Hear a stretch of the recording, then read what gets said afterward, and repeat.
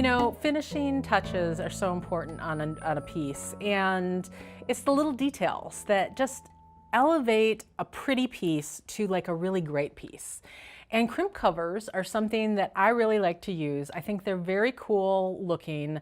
You don't have to use them. There's certainly no reason why you have to use them. Some people like them, some people don't. It's a personal preference thing. But I wanted to show you what they are and what they're traditionally used for. I also want to give you a tip on a non-traditional way to use a crimp cover that can save your bacon if you have strung a piece and you end up having a section of beading wire showing. So I'll show you that tip here at the end. Come on in and I'll show you what I'm talking about with these little crimp cover things. So I got some bigger ones here. They make them in all sorts of different sizes. These are little tiny 2.5 millimeter ones. These are 4 millimeter ones. They do make them larger. And basically you're using the size that appeals to you most. And you can see that what it is it's a little half moon. It's rounded on the outside, and then you have the indent on the inside here. And the point of this is you're going to put it over your crimp bead and then close this gap up over it, and it completely hides the crimp, and it looks like a round silver bead instead. Or gold. They also come in gold. I carry them in the base metal colors of gold and silver plated. I also carry sterling silver ones, and I carry gold filled ones. And then in a variety of sizes. So I'm going to go ahead and use the itty bitties here on this necklace that I've got. This necklace is one of my limited edition kits that's coming out soon. These are gorgeous wheel beads in this cool pastel rainbow look. These beads are from a Czech factory that no longer exists, and so when the supply of these beads dwindles out, and that's going to happen basically with these kits, these are no longer available ever again, which is sad, but special too. So up here on the crimp section, I did do a fold over crimp the way most of us do these days. I did the nice fold over.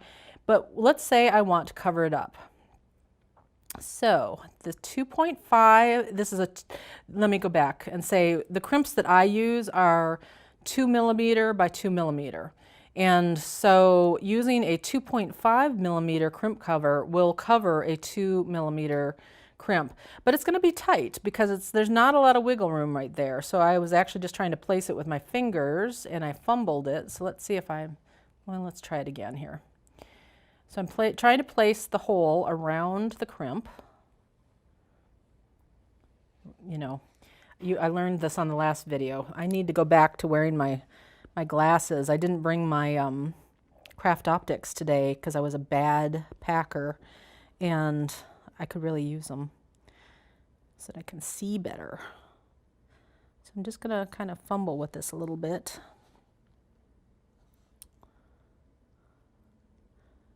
I don't think I carry a 3 millimeter one, and if they make a 3 millimeter one, I think that would be ideal because I think that gives you, there we go, a little more room to kind of wiggle it. So let's see here. Popped it over the crimp. I will do the larger one on the other side so you can see a little bit better what I'm doing. And then I'm taking my flat nose pliers and I'm just gently closing up the gap. And actually, I'm doing a terrible job at this because I did not have it up all the way on the crimp. So now I'm just kind of maneuvering it with my flat nose pliers, but it worked. Yay! Proof that where there's a will, there's a way. Okay, so now I've closed that up and it looks like it's a round bead there instead of it looking like a crimp. I will be honest, and one of my assistants actually made this particular necklace, She did something, I'm going to use her as an example of what not to do. Sorry, Dodie. When she tightened up the soft flex on the end of the bar here on her clasp, notice how there's barely any loop there whatsoever. So this bar doesn't have a lot of wiggle room. It's very, very tight right here.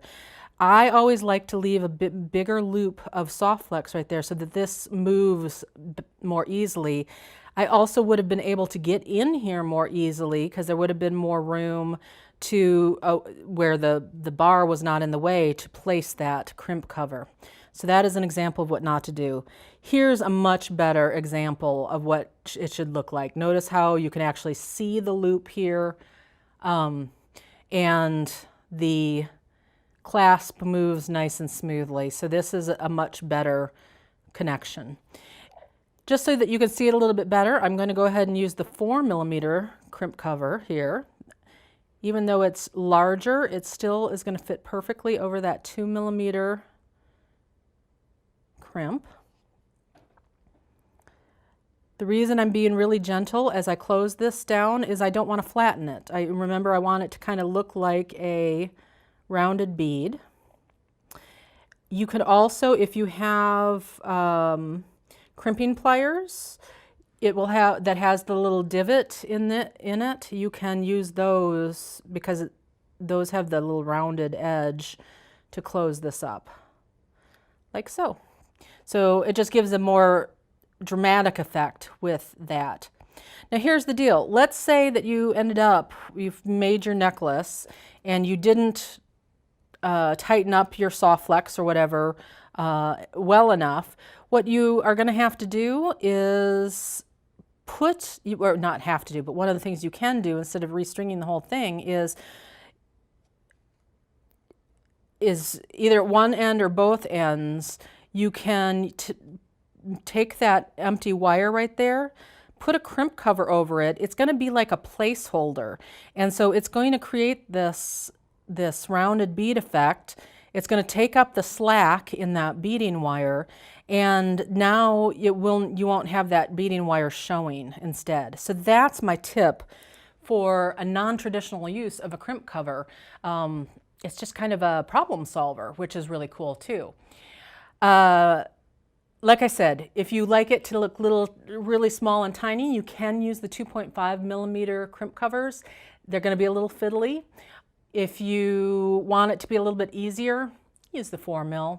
I'm also going to look and see if I can't find a supply of 3mm crimp covers because I think that might be the sweet spot. I hope this helps elevate your jewelry. Happy beading!